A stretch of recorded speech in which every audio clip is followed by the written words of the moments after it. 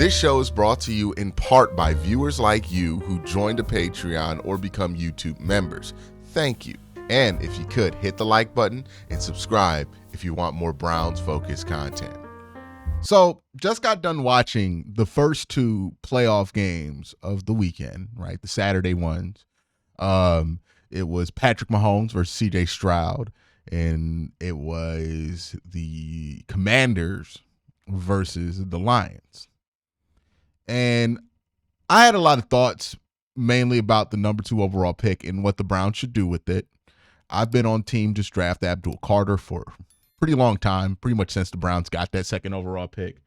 But watching these games has helped me be able to communicate why it is that I'm not a big fan of drafting a quarterback a bit more effectively.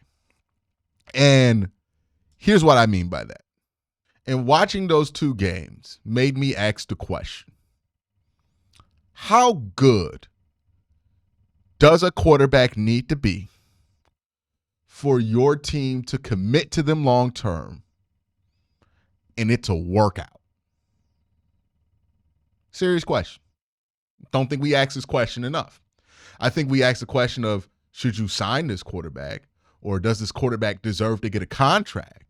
But we don't ask the question, how good does a quarterback need to be for it to be worth it to commit a long-term investment into that player? Whether that be the 2nd overall pick, where you're going to commit 3 to 5 years of development on a player. Also, you're going to commit 3 to 5 years of not drafting players at that position with a high number as well. So you're not bringing in people to potentially be the guy. You're locking yourself into that one option. How good does that prospect need to be in order to justify that? How good does that quarterback need to be in order to justify it, right? I think of somebody like Tua, right?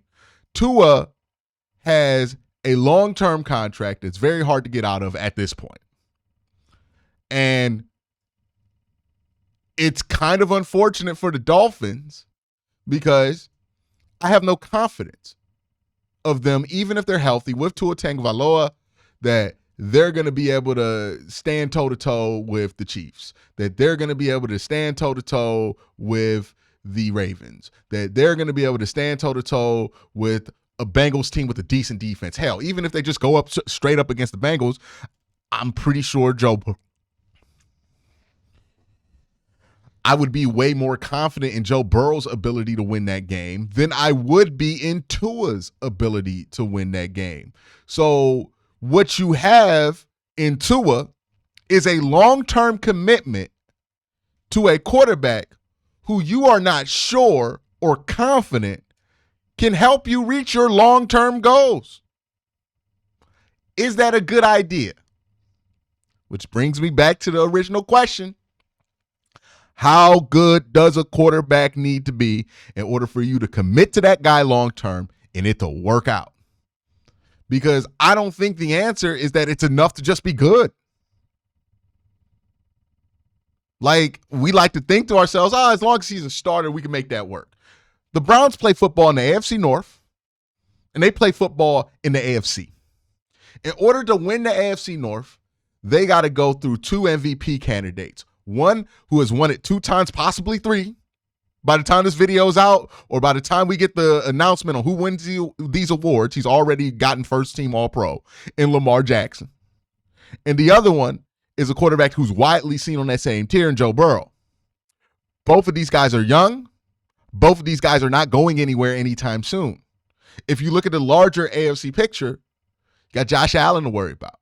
CJ Stroud's up and coming, right? You got guys like Justin Herbert to worry about, right? Like legitimate franchise tier quarterbacks, top guys at their position. And oh yeah, Patrick Mahomes in the Kansas City Chiefs.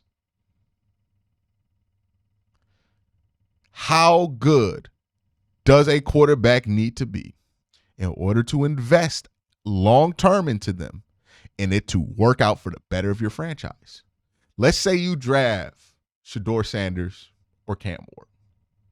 Right now, the consensus amongst the scouting community is that these two have the potential to possibly be good starters in the NFL. Guys that you would slot in tier 3, right? So guys would be just as good as like your Dak Prescotts of the world, your Brock Purdy's, like guys who you have open questions, Tua Tagovailoa, guys who you have open questions about if they're going to be good enough to get you over the hump of playing toe-to-toe with one of those elite tier guys or franchise tier guys, but guys who could definitely hold down the starting position for you. Now, scouts can be wrong. Scouts aren't 100% like a science or anything like that, but usually if the potential is there for a quarterback to be that level of prospect, and they have played as many games in college as Shedeur Sanders has and as Cam Ward has, you would know that that's on the table for them. Right now, I haven't seen very many people, especially people I trust in the scouting community, that have been willing to go that far with any of these two prospects. They think it's super likely that they could be there. Because I'm telling you right now, if that were the case, if I truly felt that way about one of these prospects, that they could potentially be good enough to put you on equal footing with one of those guys, I would be advocating for the Browns to draft the quarterback. Because that's what you need. But what happens if you draft somebody at 2 and they're not terrible, but they're just okay? Do you eventually have to trade a bunch of draft picks to try to upgrade from that and take a swing on a player? Kind of like what the Browns did when they realized, hey, Baker's going to only take you but so far. And Baker's a good quarterback. Baker's not a bad quarterback. You can certainly do worse than Baker Mayfield. But you're probably not going to be able to reach your long-term goals if your long-term goals are winning a Super Bowl, right? He's not the kind of quarterback that's going to be able to go toe-to-toe on a consistent basis with those elite quarterbacks. We've seen it. So the Browns saw that and said, hey, we got to upgrade. Went for Deshaun Watson because Deshaun Watson was seen as that tier of quarterback. Now, obviously, didn't work out, blew up in everybody's face. Horrible look for the Cleveland Browns organization. But that was the theory behind it. It's not a bad reason to make an upgrade, but that's the kind of position you put yourself in when you take somebody second overall that you really don't think has the potential to be one of those top tier guys. Or when you have a quarterback that you commit to long term, that you worry about having to run into one of those guys in the playoffs, or 2 of those guys, or 3 of those guys in the playoffs. Think about it like this. Let's say the Browns still had Baker Mayfield, right? And Baker Mayfield was providing a similar level of quarterback play, and the Browns had the number 2 overall pick. Would you want to draft Cam Ward or Shedeur Sanders to replace Baker Mayfield?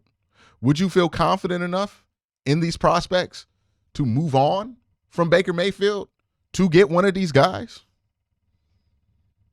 Right now, it's really easy to say, yeah, let's just draft the quarterback to upgrade the position, because we're upgrading the position from nothing. We got nothing at quarterback right now. So anything looks appetizing at this point at the quarterback position, especially if we're looking at this in the short term. But if we start discussing this in the long term, well, then that's when this starts to make less and less sense. Are the projected ceilings on these players ones where you're not going to care if you're paying them $80 million a year to play quarterback? Or is it a ceiling similar to Tua where you feel like you have to pay it if it's the best case scenario, and it still doesn't feel like that's going to be enough to put you over the hump? Like, is that a situation you want to end up in long term because you just felt like you needed to grab a quarterback in this class specifically? Like, is this the best swing that you can take in the next few years at the quarterback position? You're only going to get a couple of these. You can't just draft a bunch of quarterbacks in the first round back-to-back years. You're only going to get 1 or 2 swings at this, and you got to make sure that you're precise when you take that swing. I know a lot of people have this idea in their minds that, oh, okay, well, if you don't have a quarterback, you need to just keep drafting quarterbacks until you get a quarterback. But that's not how that works. You draft the quarterback in the first round, you're not going to see if that guy's a quarterback if you draft another quarterback the year after in the first round right after you just drafted that dude in the first round. You got to give it time. You got to develop that guy. You got to commit 3 to 4 years to that guy to see if that guy can work out. And then once you figure out the answer to that, you can spend the next 3 or 4 years figuring out the next guy that you draft here, right? So when you take a swing at a quarterback, it's not just, hey, let's just draft one for draft one's sake. You got to make sure that that's a swing that you really want to take and that you're willing to miss out on swinging on other draft classes at the quarterback position just to go and get the guy that you want in this draft. You gotta calculate all that in, because you could easily end up in a situation like Pittsburgh did, where they took Kenny Pickett, and in the next 2 draft classes had significantly more quarterbacks and better quarterbacks than Kenny Pickett in them. But they couldn't take any of those quarterbacks because they already had committed to Kenny Pickett. So the price for Kenny Pickett wasn't just like the 22nd pick of the draft or wherever he ended up going. It was also the opportunity cost of not being in the mindset to make a move potentially to try to get in to the top 10 of the 2023 or 2024 draft and get somebody like, Bo Nix or Michael Penix or Anthony Richardson, if you're Pittsburgh, right? Like, you did not get that opportunity because you had committed to Kenny Pickett. So it's not just wasting that pick. You're wasting the opportunity to potentially take a swing on a prospect that has a much better chance of working out. There is no way around it. You have to be sure about a quarterback if you're going to draft them, especially in the first round, especially if you don't have a starter that can keep that guy off the field so they can develop, especially if you're in a situation where that guy is going to play day one. And if you fall anything short of being sure that that guy has the potential to put you on par with top quarterbacks in your conference, in your division, then you should avoid taking that player and get somebody that you feel like can be one of the best players in their position group, like an Abdul Carter, like a Mason Graham, Travis Hunter, Will Johnson. That's just what makes sense. I think a lot of people are looking at the quarterback position for the Cleveland Browns and thinking short term. They want to feel good in the short term.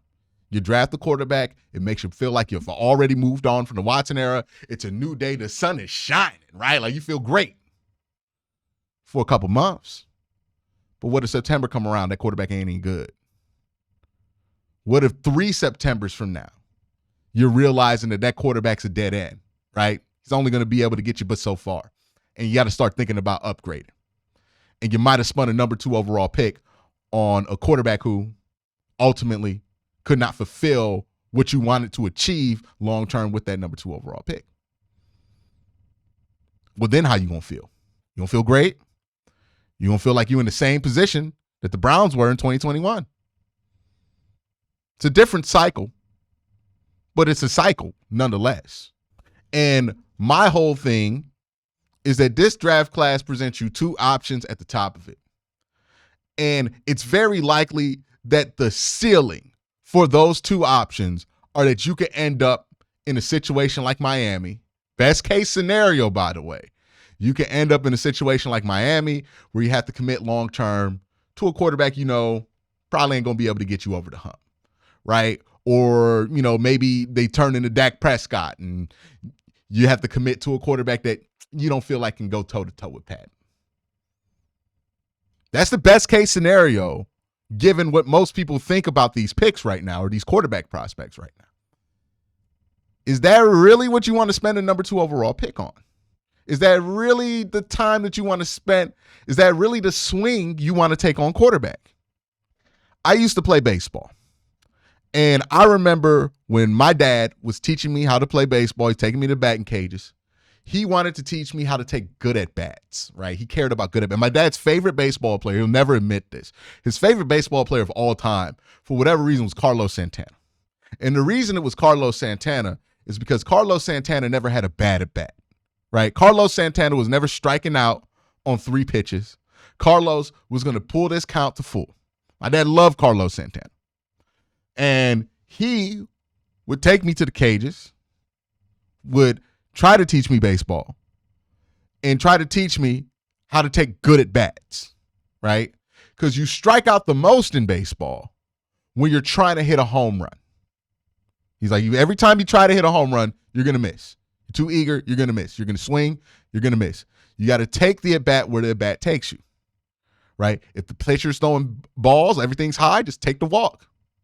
If the pitcher's throwing strikes, try to get a base hit. But you got to take the at-bat where the at-bat is. You can't try to make every pitch a home run. Can't manifest it. Got to take it where it's at. Getting a quarterback is something similar, right? You can't manifest a quarterback into this year's draft whose potential is what you want it to be. Maybe this at-bat isn't going to be the one where you get a home run. Not at the quarterback position.